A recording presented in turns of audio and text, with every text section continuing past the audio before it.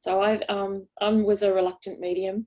I've always had spirit around me, but I've now had 7 near-death experiences. I used to be a graphic designer in my past life, and I still do a bit of the graphic stuff as well. I also do. I make jewelry as a hobby, because I love angels, so I make angel jewelry. But I spend a lot of time working on unsolved crimes. I have to admit, I've never found a body. I'm very good at doing the profiling and doing identikits and giving them search areas. And a lot of information has been used even in court in the past. I love working with people. I'm a psychic medium and clairvoyant. I'm also a psychometry expert, but it's difficult now with COVID being around. We can't really use psychometry as we did. So it's sort of retraining my entry points with spirit, and I'm sure many of you are experiencing these types of things at the moment. So the last 12 months I've been working online, just doing Zoom, Skype or phone readings, but I'm finding spirits using that doorway just as well. So I think that's something to remember. We can do psychometry with gloves on, but I still think with COVID, we've got to be careful about how we will go about these types of things. But one of my aims is to sort of pay it forward and teach or assist other people with their journey. I know when I first started to try and learn to do this, I tried to shut it down. I didn't really want to know about it. I was quite frightened. So the first near-death experience was at 3, then 13. And then the most recent one was in 2019 when I had a false diagnosis of cancer and I had an allergic reaction to the PET scan dye that they gave me. And after that experience, everything came back clear. So I'm very grateful that Spirit saved me there. I have to tell you one little funny story though. A few weeks back, I had to have an operation on my foot, and anaesthetics is one of the reasons that I have the near-death experiences. And just as they were about to put me under, I was on the trolley waiting to go in, and then the doctor said, did I have any issues? And I said, yes, anaesthetic, I've had NDEs. And he looked at me like I was some crazy woman. And just prior to him coming out, they started playing Stairway to Heaven in the operating theatre. And I started to think, wow, is this my time? It's like, I was like, I know that song. What's that song? And then when I heard, and she's, climbing a stairway to heaven, I thought, oh my God, this might be it. And then when I came back from the operation, the doctor came rushing over and said, what did you see? And nothing, didn't see anything this time, but I'm pretty grateful. But I was calling the angels in before they put the needle in my hand to put me out. So, but anyway, it works. So I'm still here. But it's so lovely to see you all today, and just ask me whatever you'd like to ask me. And hopefully I have the answer for you.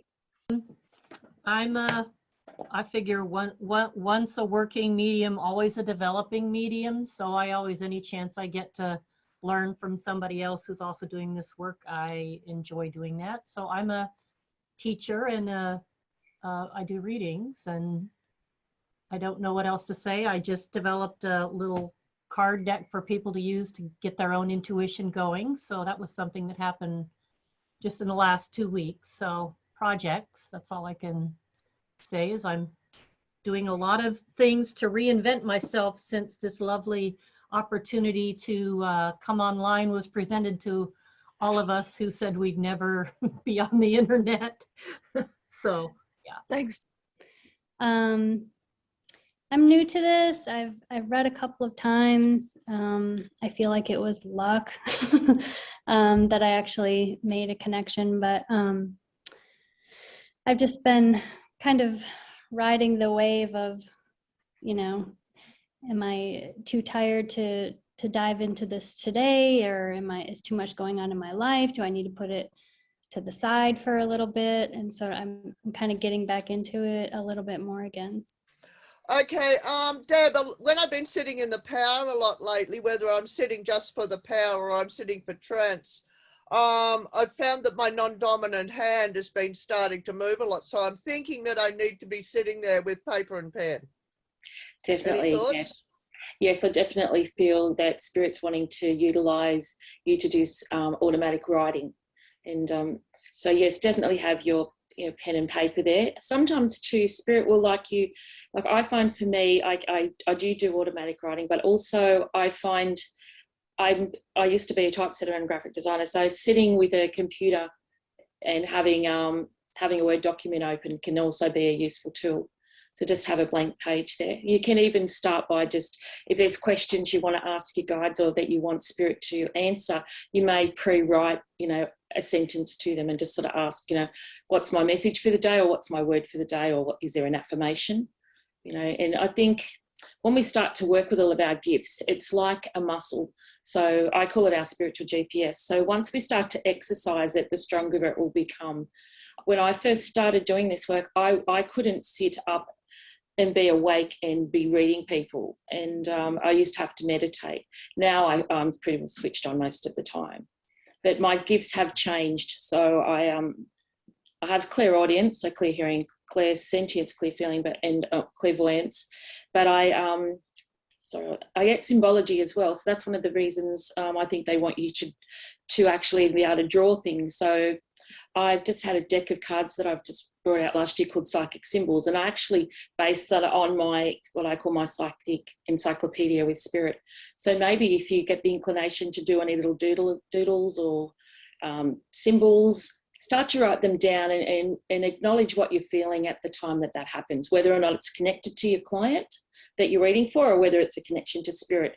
Because I've found now that spirit will repeat those that symbology to me, so that when I see that in my mind's eye, that will mean a certain thing.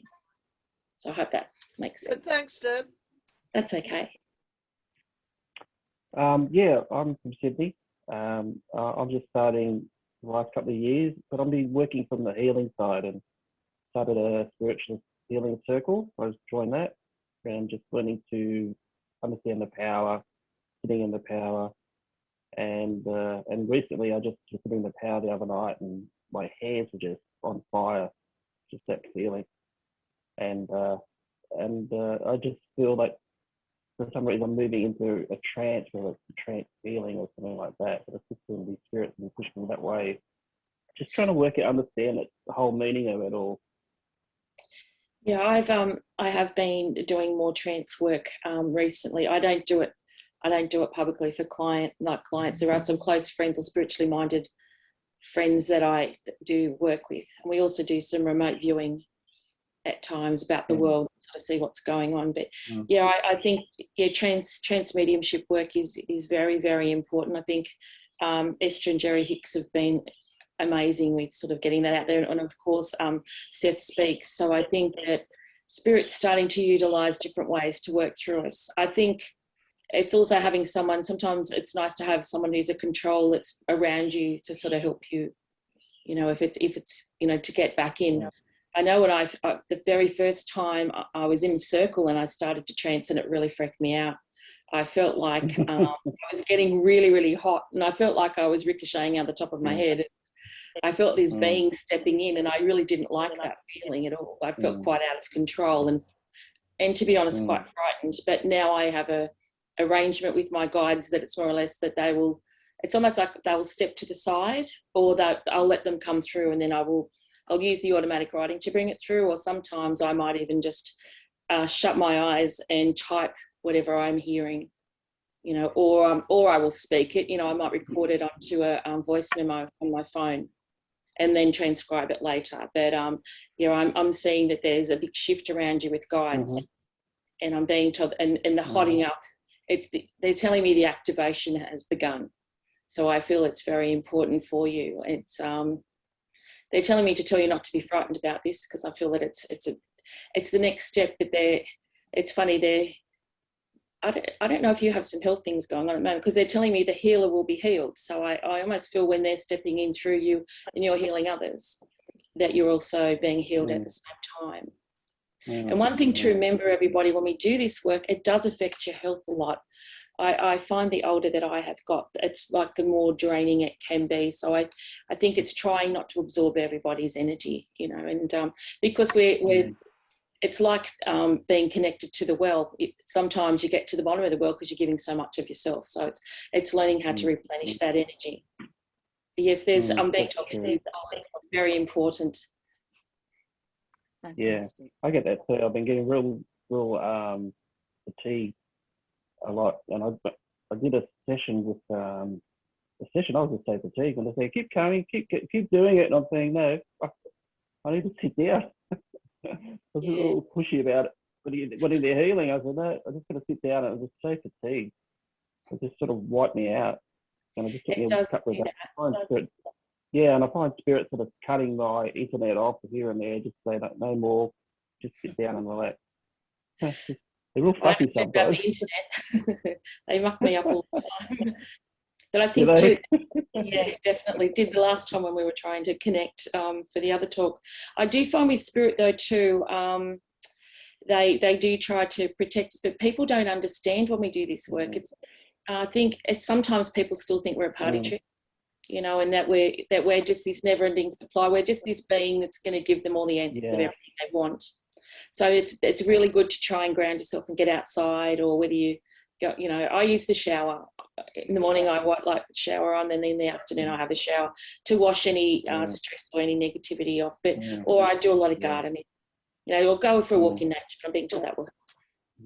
Hi Debbie, I'm a working medium in Perth, but I love all forms of mediumship. But I was originally, when I first realised I was a medium, trained as a military-based remote viewer.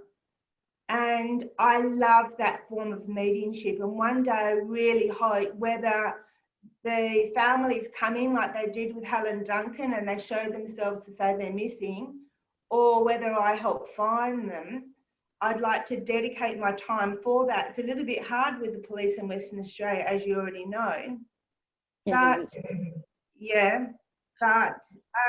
it's always been something that I've always wanted to do. You know, it's sort of like, you know, like working in a spiritual church, or where you give back constantly. I'm what's called a clear seer, so I don't have to use cards or psychometry, anything like that. But I love the wows, you know, oh my God, the top drawer on the left-hand side, down the back in the garden on the right-hand side. But one day I'd like to be able to use that for missing people, and particularly children. So really, really a bit lost with that in WA, because it's hard to find someone that will support that.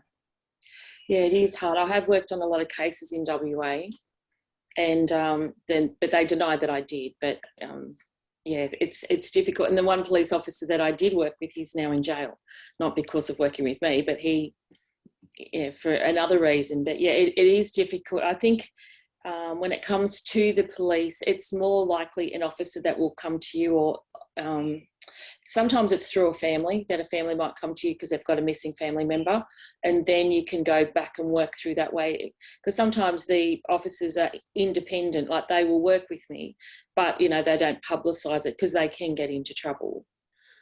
Well, so they say, but I've worked with the dog squad quite a bit. And the trouble is the officers change quite a lot. But yeah, I think your police media unit over there in WA is very negative towards psychics. And when I was working on the Claremont serial killings, I was given boxes and boxes of statements by people who were raped and attacked over there, and the police didn't want them. Even though... In the beginning of COVID, the detective for the Claremont serial killings employed me and another remote viewer.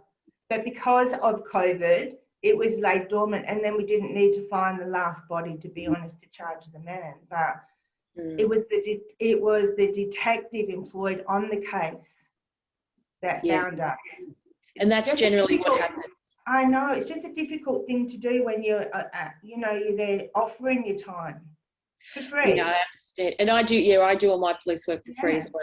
So yes, I know it's hard. I don't really know the answer to that one, because I have worked on cases in all states bar South Australia.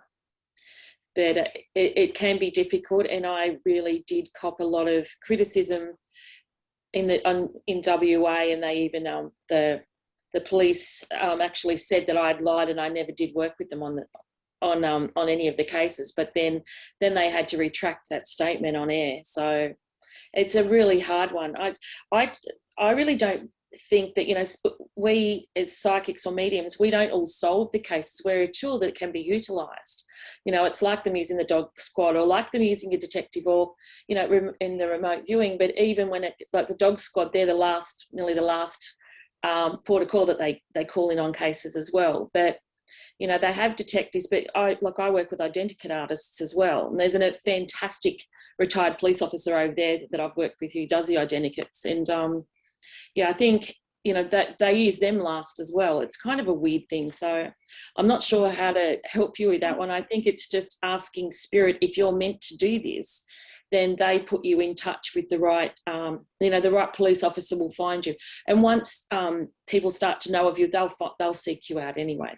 But a lot of the time for me, it can be through a family. And it may be, because I say I don't directly work with families, but sometimes someone might just come for a reading, and then that family member will come through. Yeah, that's actually happened to a missing man here. The family, the niece came and we found him, but it would be nice to be able to do that, like dedicate one whole day to of your life every week. Yes.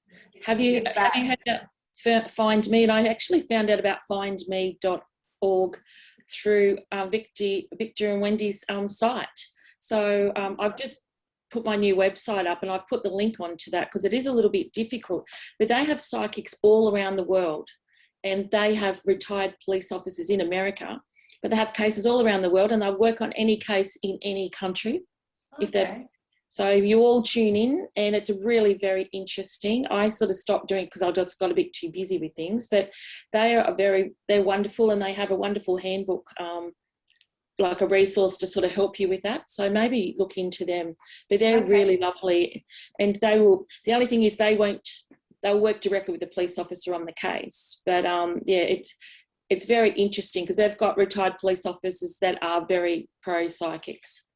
So maybe look into that. Yeah, I've got a friend in New Zealand. I don't think he's doing so much at the moment because he's had some health issues and has been finding original family and things, so that's sort of taken him on a different path. But he was doing quite a bit of work. Most of it was based in the USA, from like online and using the site, and they had pretty good success rate with it. Yeah, they do. I think it would be great if we could set something up in Australia. I mean, I'd like you, Karen, and Debbie to keep in touch with each other, and maybe you could work together and do collaboration on things. It's always good. That would be great. The other person who's very interested in this is Louise Herman. I don't know if you know her, Karen, but Louise is also very interested in working, in finding missing people. Yeah, I did try a few years ago to set something up like that, but it was just, I think it's different now. We're more connected through the unfortunate side of COVID. It's made us get online more. So I think it's helping in some ways for us all to connect remotely. So I would love to do things like that. I'm excited about the possibilities of collaboration. Yep. Hi. I'm a big fan of you, Debbie. I've read of some of your books, and you have an extraordinary capacity to cover a lot of issues and helping people. For my own development, all started about 15, 17 years ago. I decided to try the pendulum and found that was quite successful. So I had a couple of years, if you like, getting myself attuned, I suppose you'd say. And then I found I moved into trance work, which I've stayed with. And I find that to be really satisfying. And I find it interesting mediumistically. I don't do anything professionally, but when I do meet people, I seem to be drawn to some people and not so much to other people. And I find that the other side tend to make me want to go to a part of my anatomy at times to start the ball rolling, so to speak. So it might be something to do with a person's capacity, say for psychometry or whatever, and my hand goes to my palm and things like that. I don't know if you can maybe add anything to where I'm at in life. Yeah, I almost feel like there's a healing side to that as well. So, or maybe diagnostic side to that, where you're picking up things. So do you pick up things, say, would you get a pain in your chest sometimes, or breathing, or you suddenly get a sore leg or things like that? Or is it more... It's actually interesting you're saying that, because a lot of that, shall we say, the healing aspect, it is in terms of me being consciously aware of where they're drawing me to on my body, which is to do with their body. That's what happens to me, yes, definitely. Yeah. So I think I think the hardest part, though, sometimes, like I have a thing called clear X-ray, so sometimes I can see into the body, and it's like it's really weird. It's like I shrink down, and suddenly I'm going along the arteries or the veins, and it's like I'm floating around and I'm seeing blockages, or so you know, like the heart's got a blockage, or I might see a black spot on the body. So it's, you know, in a certain area, telling me that there's an issue there. Like I had a client, and I could see he had a heart problem, and there was 3 blockages, and he thought I was an idiot, and he didn't believe me at first, but he ended up getting rushed to hospital, and he got 3 stents put in. So now he's a believer. And very grateful that I could see it. But I do feel, yes, that's another line of your work is coming to the fore. So, and the thing is too, it's clearing it and not having it stay in your body, because that's what I've found is one of my problems. Sometimes I don't clear properly. I mean, even though after I do a reading, I wash my hands and break contact. And since I've been doing Zoom readings or Skype and phone, I'm not feeling the pain in my body as much. I feel it, but it's not being absorbed, because I find for me, I do get quite drained, and I can feel sick at the end of the day, you know, so. Because I haven't really encountered many people where I've got into anything too much in depth with their health, shall we say, what would be your primary recommendation then when it comes to cleansing oneself or clearing oneself by the end of that reading, so to speak? Yeah, well, what I do is I always wash my hands anyway, and I mean, we'd be doing that more now with COVID, but yeah, I always wash my hands and kind of have a glass of water and just sort of try to break that connection. And at the end of the day, I always have the shower. It's like I just wash everything off. But you might want to call your guides in, do some meditation at the end of the day, or just sort of a clearing. Maybe there's a certain ritual that you do, but I think that would be the best way. And I think we all do things differently, like, you know, so whatever you feel is your thing. It might be, you know, like sometimes I feel I touch my pendant and that's got my angels on it, so it's kind of my connection to my angels. So whatever that way is for you. But yeah, because I just see this as really opening up, and it's the words I'm getting is be careful what you wish for, you just might get it. So I'm seeing it's like seeing a train and it's starting to move really fast. So I'm being told it's a matter of you working with that. And even when you do get the messages, ask the people, maybe say, oh, look, have you been experiencing any, you know, is your knee hurting or your feet swelling up, or do you get cold feet sometimes? And then that sort of confirms that you're on the right path. And then they might go, yeah, actually, I have been feeling a bit off, or, you know, yeah, my feet are cold all the time. I didn't know why. So, yeah. So I kind of feel that will be the doorway, and it's not invasive, because you can't just suddenly go up to someone and say, by the way, have you got a heart problem, or why are you going to have a heart attack? And they'll look at you like you're a crazy person. So. Yeah, good advice. Thanks for that. Yeah, I do paranormal investigations of residential, and that's mainly how I use my mediumship abilities. And they seem to always work that way, but if someone just wants a reading, it doesn't work as well that way. And I'm trying to get a good balance there. But like I had a vision of a man this week, and I can't place him and I can't get any information from him, but I see him, he's like right here.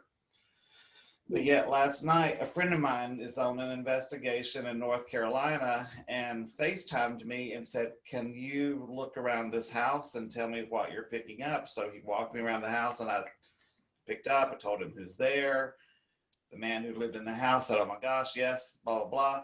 So it works that way, but yet I have this man in front of me, I see his face, and I get 2 words, Volvo, and then financial problems, and I can't get anything else. So. Have you? Yeah, and it's hard because you'll find that you're the lighthouse, and so sometimes they'll all start to come to you. And have you even tried doing some automatic writing with him? You know, and just sort of sitting in. Tried, and when my arm and hand started moving, it freaked me out, so I just pulled back from it, because I did Sheila's group for a while. She has an automatic writing group, and it just I'm a control person, so that kind of it got to me. So I would do it again now that I know more. That was a couple years ago. Yeah, I just think that your mediumship is starting to shift. It's just, he's just starting to test you. You know, I find sometimes to think about where you were. So is he in your own house, or had you been visiting another location prior to him appearing? No, someone messaged me, a paranormal client that I'd worked with a couple of years ago, and she messaged me asking me a question. And when she was talking to me, you know, through text, he just popped right in front of me, and I asked her, I said, "Can I ask you a question? Does this man sound familiar to you?" And she said, "Well, no, I'm on my way to Memorial in North Carolina, but that's not what he looks like." So I didn't know what. Because I feel there's some connection to that. Also, too, if you buy secondhand items, or they can come with the items. And yes, my daughter's got a little secondhand vintage business at the moment. My house is starting to go right off. Things are going crazy because there's quite a few bits and pieces here. But I do feel people will be attached to items and through photographs. So also they can come out of the photograph, so they can connect to you that way. I'm just asking my guides. I feel that it's like this man, it's interesting. I feel it's kind of a test for you at the moment. So I feel you need to write things down, or even if you can draw him, or even just write a description of who he is. But I'm being told it's almost like he's kind of being a bit smug about it. Yes. Because the feeling is it's kind of like I'm testing you out to see what you're going to do next. It's kind of like you have to prove to him, and it's kind of like, well, hang on a minute, mate. You're the one's got to prove to me, because if he's the one wants your assistance. But I do feel I'm just seeing you writing things down. So write a description of what he looks like. Write how he feels. Does he feel heavy? Does he feel does he have heavy energy? Does he feel like he's been murdered, or has he died of any symptoms? Do you feel like there's a heart issue, or I don't know, cancer, or just he's got unfinished business? Because I feel that the fact he's telling you about financial problems, that even could be a reason that he's passed, and like he participated in his passing. Yes, exactly. That's what I'm seeing. But then now he's passed. The financial problems didn't go away. They're still there. So I kind of feel now he's worried. It's kind of like he should have stayed alive to try and sort them out instead of what he thought was the easy road. But I think that this is going to be the beginning of many more of these types of experiences. Oh boy! You're telling me not to be frightened of, but I just see you having case files. So it's almost like you're going to have pages and just write the information down. But then I'm seeing the files getting quite big, so I feel you're going to have quite a lot of different people that will do this. I don't mind helping. I love helping. I just want to know what to do with him and where to put him and who to give him to. So. Yes, I think just writing the information down, it's funny because he doesn't quite understand at the moment about the entry and exit points to come in. So I kind of feel it takes him a lot of energy to actually manifest to you. And then I'm actually seeing that he wears himself out, and it's kind of like he goes away for a little bit. Like, is he constantly with you, or is he intermittent? Just all of a sudden he'll be right here. Yeah. Have you even tried looking in a mirror? Have you tried doing some mirror work as well? So looking in the mirror and seeing whether he appears, or taking photographs in the mirror, because I find sometimes spirits will use that as like a psychomantium or a portal. Do that. I haven't had time the past few days, but I will do that. Yeah, I used to have them come through the mirror, and they would move in different positions. So they're, and they'd be side on. I've got some images that I'll be putting up. I haven't quite finished doing the captions on my new website, and I have them. They come out of the television, and I've got all these shots of the TV even turned off. And there's all this spirit energy in it. It's like they pull the energy out of the TV, and they actually do it frame by frame. So sometimes, say someone's sitting face on, and then it'll pull right out of the television, and then it'll actually twist, and it'll go to a next frame. It's really weird. They will do things with the mirror. So try the mirror. I think that's going to be part of your portal. Thank you very much. I appreciate it. That's okay. I don't know if I completely answered your question, but see how you go. Give me a direction to go. Thank you. That's okay. And I'd love to keep in touch with you all afterwards, Definitely. Yeah, keep in touch with each other. That's the whole idea, is that Debbie is a mentor, and I'm sure she'll be very happy to keep in touch with people who are developing. She's just that kind of a person. I'm Letty. I'm in California and I'm kind of new to mediumship. I just started studying in November. Earlier in life, I've seen and heard spirits, but I'm presenting as clairsentient and some claircognizance, but I'm really new. And I've been told that there's healing work in my future, and I'm not real sure which way to go or how to get there. And if there's any advice, that would be wonderful. Yeah, it's a hard one, isn't it? Because it's like trying to work out which direction. I'm being told they will guide you and they've put the right people in place for you. They're showing me all of your psychic clairs are starting to activate. Okay. So the biggest thing they're saying to me is trust, and you're very hard on yourself. It's almost like, am I up for the job? Am I good enough? And I feel all of you, we all tend to get these feelings. Even though I've been doing this, it's 29 years. And it'll be 30 years this year, and I still feel like, oh, have I done a good enough job, or am I tuned in enough? But I do see for you, they're showing me things will unfold, and the thing I find with spirit, they only give you as much as you can handle. And sometimes we get really impatient because it's like, gosh, I just really want to see. Why can't I see? And then I have students, when we come to the workshops, and then they start to see by the end of the day, and then they start freaking out. Like, oh, I don't want to see anymore. And it's like that saying, I keep saying, be careful what you wish for, you just might get it. When they get it, it's like, oh, no, I don't want to know about that. So, or they've tried to shut it down and told spirit, no, I don't want to see you anymore. And that might have been 5 years ago. Now they're ready again, and spirit doesn't come back and show them that way. But I think for you, it's different portals. Do you get ringing in your ears as well? Have you got Yes, sometimes. And I had one evening where I was like thinking, oh my goodness, am I losing my mind? I was hearing so much. And it was very overwhelming for me. I think I felt spirit merge with me on several occasions. I seem to be drawn to trance, but I don't have any experience there really. So I'm just kind of questioning everything, I think just go with what you feel most comfortable with first. So if there's a different pathway, I've written a book called Awakening Your Psychic Abilities, because when I started to try and learn to control all of this, and I suppose I am a bit of not a control freak, but was just stressed and wanted to know what I was doing, because it can be frightening, because you don't always feel like you're in control of things. Here comes a moustache. I can see your cat's. There's a moustache coming across the screen. We were talking about that before. Sorry. I think what I would do, I'd recommend just getting yourself a journal. And so whenever you're getting, if you're getting any frequencies, vibrations, and like some of the others people were talking about, their hands shaking, start to write that down. But what's going on in your life at the time it's happening? Have you visited somebody? And so it can come from that kind of that kind of thing. But I do see that it's all starting to develop, and like I said, they'll only give you what you can handle. And if you're feeling nervous or worried, just say to your guides, look, I don't think I'm up for this yet. Can you slow the progress down? Or I would like to focus on this. So start to ask them. But I see you'll have all of those abilities. Okay, thank you. My cat says hello, everybody. She really likes it when I do Zoom. She ignores me all the other time, but I got it. Can you hear me? Yes. Yes. Okay. Well, I was fairly actively practicing psychic medium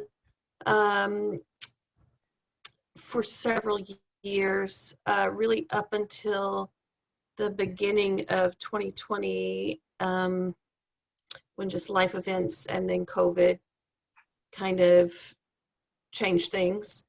And so I really haven't worked for over a year, and I even have fallen out of like my meditation practices and those kinds of things. So I'm kind of just trying to get my head wrapped around getting back into practice. But I've also moved from a part of the country that's very, as a population, more open-minded, to the American South, which is maybe a bit less so. And so I think I'm a little hesitant to jump back in and let people know that I do this. I've told a couple of people, but just in passing kind of thing and kind of hesitantly. So I do have a question for you. Part of my background is that I did teach tarot classes as well as other, oracle cards, that sort of thing, as a way for people to begin to access their intuition, their psychic skills, as well as even mediumship skills. And I know you said you created a card deck. How do you find the difference between using that tool to connect psychically and then when it's mediumship information that comes in for you through that? Yeah, I've never used tarot. I don't like tarot, so I don't take offense to anybody who uses tarot. That's just not been something that I've ever used. I've just used sort of oracle cards, or in the cards that I've sort of designed just through my symbology that I get. But I find for me, I used to tune into psychometry, but or I'll do it through a photo, or I'll just look at the person I'm doing a reading for, and then spirit will start to talk. But I do, if I use the cards sometimes for me are confirmation. So I'm already picking up a certain style of or type of information, and then the cards can confirm that. And I know there's so many amazing tarot readers out there, and so I'm not having a go at that. I had a bad experience with some rune cards very early on, and I've just never touched anything like that again. I had my brother-in-law was mucking around with them, and he wanted me to do a reading for him, and all the cards came out upside down, and the death card came out, and then he was pronounced dead the next week. And then he was revived, but he's never been the same. So I've never touched them again. So that's my reasoning why I don't. Okay, so it was a very negative experience for me. But when it comes to the affirmation cards and things, I feel that they can work. I think it's just, there's different doorways that we work with. So it's whatever you feel is comfortable. I see for you, you're going to be, I feel like there's going to be a circle that you'll be running. And they're telling me like that line out of Field of Dreams, feel that they will come. So I just feel people will start to gravitate to you.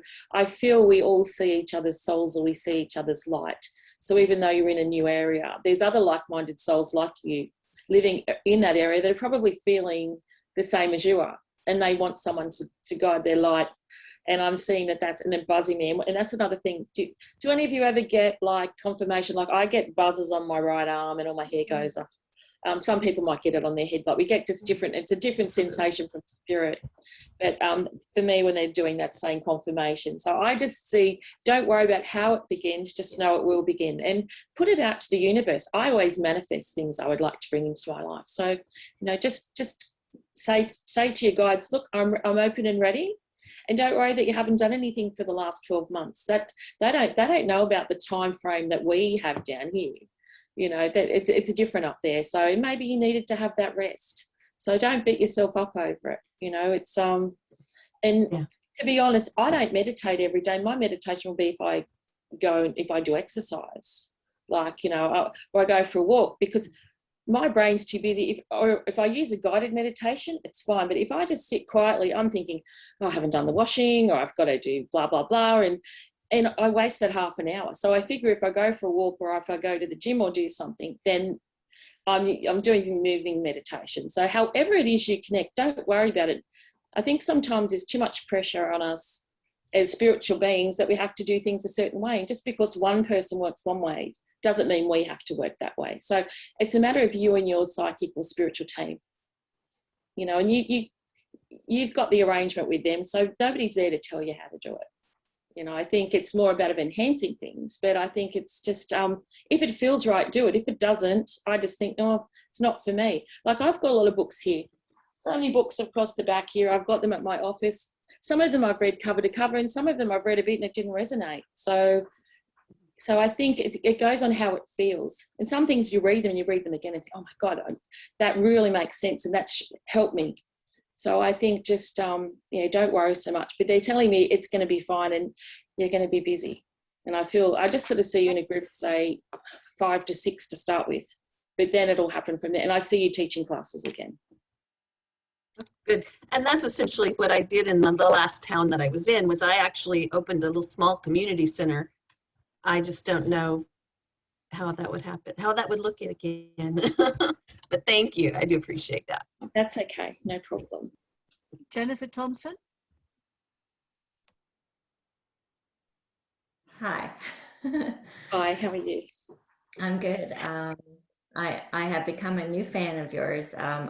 I watched you last time you were here doing the talk, and I felt a connection with you.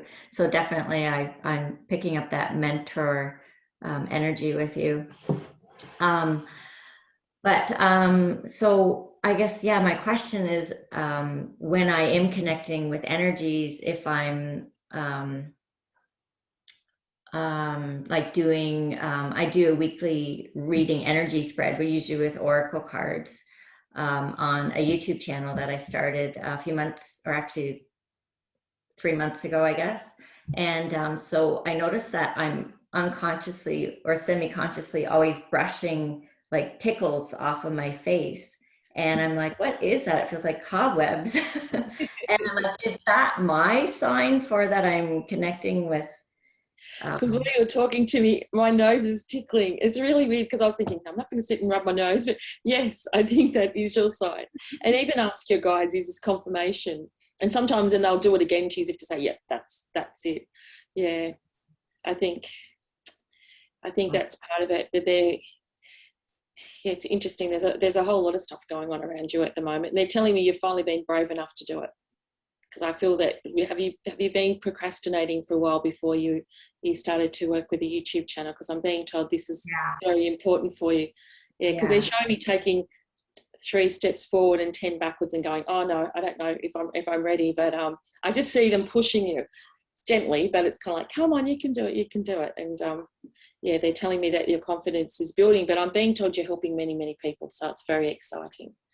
Oh, that's good. I've been, I did a whole lot of courses and things, I guess, a couple of years ago, like pre-COVID, and had some amazing experiences. Actually met Julia Marie at Lilydale. I hope that she's okay. I mentioned her. I was excited to see her here, and did a mediumship course here. I had never done it before. I had an experience when I was 18 or 19 that scared the bejeepers out of me, and I was like, shut her down, because I could feel the shift in the energy when I would open up to things, and I'd be like, I don't know what that is, but I don't like it, and close the doors. So and then it was just a couple of years ago, I was like, oh no, I need to do this. So mainly I haven't been doing too much since COVID, but I do have just a very small group of people that come for Reiki. And so my Reiki has changed a lot, and I do almost like psychometry when I'm doing the Reiki. So I'm reading the body, but it's different every time I do it. Sometimes I'm reading, it's messages from their guides or angels. And then other times it's the body telling me things. And then other times I do get the feelings in my own body, or I get words or pictures in my head. But I forget where I was going with that. It just seems to be a moving target. Like it seems to always be changing. And I know I'm in my own way when it comes to doing mediumship, because as soon as there's maybe an opportunity, I just go, I don't think I can do it, And but when a message needs to come through and I'm not in that frame of mind, it comes through. They connect with me, no problem. So I know I can do it. I've done it. Yes. I think sometimes when we worry, we ourselves stop our own progress. I think, and it can be a bit all over the place. For me, the mediumship opened up through psychometry. So that was my doorway.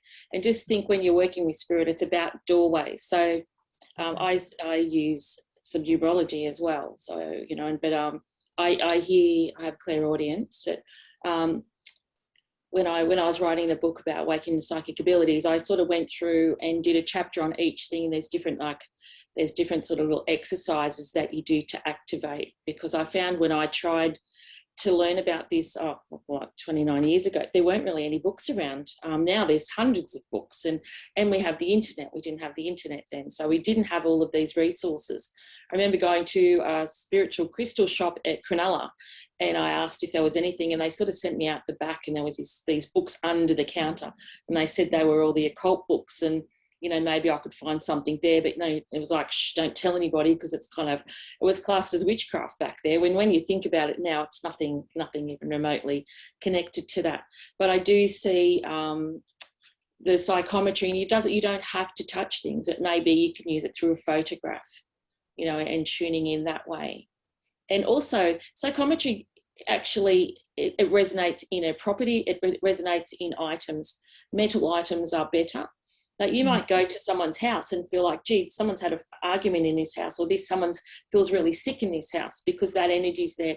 It could be the person who's living there now, or it could be a past thing, you know, it could be when I did the one a few years ago, we were taken to an apartment and not told anything. And I walked in and I saw the woman who had been murdered lying on the bathroom floor. And she, you know, and the murder had happened 20 years before. So sometimes that residual energy will stay inside a property. It does stay in clothing, but not as much because we wash it.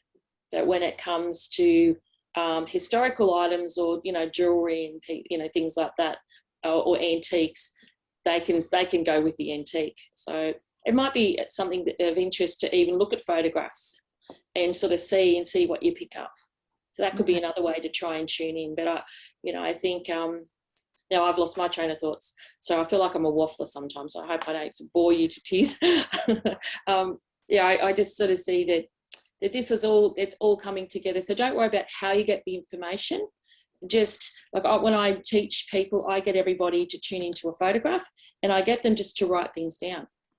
You know, and it's like, do they see any colours? Do they feel anything? Do they smell anything? Do they hear anything? And some people might get a song, and it might be just a line out of a song. One lady that came to my class, every time she'd get just one line out of a song. And she kept saying, this is really weird. I don't know what this means.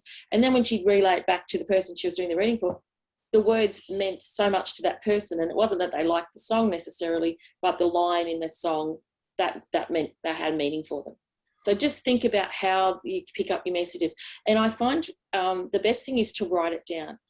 Just put the date and write down whatever you're picking up, you know. So it may not be particularly for the client, but if it's you're advancing or wanting to work with your guides. Because I've looked back at things that I've done 20 years ago, like I wouldn't have thought at that time that what I picked up then made sense now. You know, so maybe try doing that. So I hope that helps. Thank you. We're coming to the end of our time. Is there anybody who has one last question, or who would like to get some advice from Debbie, or share what they're doing? I guess I just was wondering, for the people who feel ill afterwards, have they thought about asking their spirit team what they need to have in the room with them? Because I know some of the mediums, particularly the physical mediums, they often have, you know, water in the room, and have, you know, like minerals or vitamins in the water itself. And I see you nodding, Karen. Maybe you can explain that a little bit more. But yeah, it's really common for physical mediums. Like here in my seance room, I have a bowl of salt water because I'm depleted of salts physically. But I think that if we work with the energy of the spirit world, we don't seem to be using our own energy as much, and we're not so depleted, because I don't feel that after readings or any form of mental mediumship. I can feel it after physical, you know, like nausea, or 3 days prior. So I think about, you know, the energy, if you're connecting with the spirit world, or whether you're using your own energy. And once we learn to detach from that, then we just a channel, and you're not using your energy as much. I think maybe that, but you know, I always thought, oh God, I have to have a Barocca before a demonstration, but I know I can't eat a meal. I can't go high and lows with sugar. It affects my insulin. And Yeah. so I'm very mindful of my health. Even though I'm overweight, I'm really mindful of my health. Anyone that knows me knows I am. Yeah, it's difficult. Our health is affected. Yeah, but it may also affect mental mediums. I mean, I guess we don't really know. So I would think that, you know, consulting with your spirit team and asking them what it is that you need to stop feeling ill afterwards. Maybe you need to eat a little bit of something like a cracker or something, or, you know, eat afterwards. You know, it's well worth exploring. So yeah, I'd hate to think that you are all doing this and then being so ill afterwards. It's really not much fun. It doesn't promote your wanting to keep doing it, I guess. But Thanks, yeah, Karen. That's some good insights. Debbie, do you have any insights on staying healthy? Debbie, I can't say that because no, I have lots of autoimmune disorders, so no, I'm not very good with that one. I apologise. I just find that it has affected my health a lot. So yeah. How do you? I've been told that people do get a lot of benefit from going outside and walking barefoot on grass. Yeah, particularly grass that's wet, like, you know, grounding yourself through grass that's sort of, you know, got a bit of dew on it, or has got the night air on it, or, you know, got the night sort of dew on it. That's a good way to ground. That's what I've been told anyway. Sally, you had your hand up there briefly. Did you want to say something? Yeah, just a little bit of sharing my experience with it. When I was originally beginning to develop, I was giving a lot of free readings because it was practice for me. And I could do 3 readings and be so exhausted that I had to stop for the day. And I found that as I began, and I know different people have different feelings about this, but as I began to charge a fee for my readings, I stopped having the physical depletion because money is an energy exchange. And so just that small symbolic act of accepting some sort of remuneration for my service, I was able to do a lot more work. You know, if you think of everything metaphorically, it makes really good sense. I also found that I not only didn't have the depletion, but because I think probably it was using more energy from outside of myself as well, but it actually energized me for the time that I was doing the work. Like I had lots of energy necessary for accomplishing the reading and receiving the information during the time that I was doing that work. And because I wasn't depleted at the end, I could easily go on ahead and do the next reading afterwards. So it's something to think about. I know not everybody likes the idea of charging for readings, although I always say that mediums have to also make a living like anybody else. And if we're devoting, the way I look at it is I'm being compensated for my time, not for the information. And so for whatever that's worth, just consider that if you are feeling depleted, look for some kind of compensation. It doesn't have to be money. It can be, you know, really good feedback, or it can be, you know, exchange for another service. Sometimes I would exchange for other people who had other skill sets. You know, I'd get a Reiki healing in exchange for a reading, or, you know, something along those lines. And in every case, that exchange made all the difference. Yeah, I agree with you. I think energy equals outcomes, though, and it doesn't necessarily have to be monetary. But yeah, I've experienced that. I used to do lots of free readings. I do all my police work for free, but yeah, when you don't put a value on it, people don't put a value on you. So, you know, they could give you a flower they picked out of the garden, and that could be the energy exchange. And it's, you know, or we can't really give hugs anymore, but, you know, I think something, it has to have value put onto it, you know, and for people to appreciate it. So I think that's a good thing to say. Debbie, I think it's been a fabulous session. I think everybody would agree. Anybody like to give Debbie some feedback before and thank her on our behalf? Oh, thank you so much, Debbie. You know, it's really hard to know for a lot of meetings where to start. Everything seems right and wrong, but not just as is. And what you're relaying to everyone is just stay in your flow, be kind to yourself, just take one step at a time. And as a new medium, we all need to hear that. And we need to hear it from someone that's had experience with it. So from everyone, thank you so much for that. Oh, thank you. Thank you for having me. It's been so lovely to meet you all. And Susie, you put up your hand as well. Susie? Susie? Yeah, I'd just like to say thank you to Debbie and to everybody because we're all at different stages. We're all developing in slightly different directions and things, and it's just really good to have that bit of extra guidance and have someone that we can just sort of throw a question at, like, yeah, what's happening, where are we at, sort of thing. But it's also really good to be sharing between us and with each other what our problems are and stuff. So yeah, it's just really good to be getting together. Thank